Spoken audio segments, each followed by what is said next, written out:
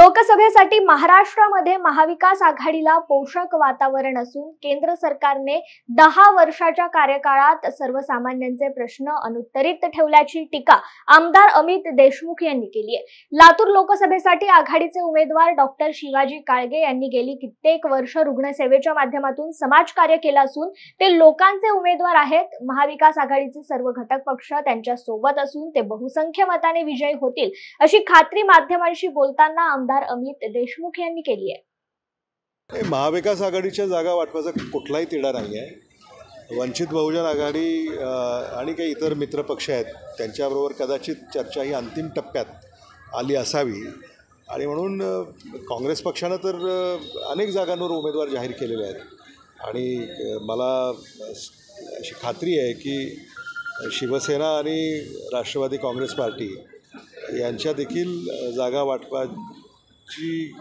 यादी ही एखाद दुसऱ्या दिवसामध्ये जाहीर होईल। आपण जिल्ह्यामध्ये आपल्या लातूर लोकसभा मतदारसंघामध्ये डॉक्टर शिवाजी काळगे यांना उमेदवारी जी काँग्रेस पक्षानं दिलेली आहे याचं तळागाळातून स्वागत होतं आहे। म्हणजे लोकांचा उमेदवार म्हणून त्यांची उमेदवारी आज नावारूपाला येत आहे आणि आपला माणूस म्हणजे ज्यांनी गेली अनेक दशकं लातूरमध्ये वैद्यकीय सेवा दिलेली आहे आणि त्या सेवेतनं म्हणजे रुग्णसेवा हीच ईश्वर सेवा हे जे त्यांनी सूत्र सुरुवातीपासून स्वीकारलेलं आहे तर त्या वर्गातनंसुद्धा त्या घटकातनंसुद्धा याचं मोठ्या प्रमाणामध्ये स्वागत होत आहे।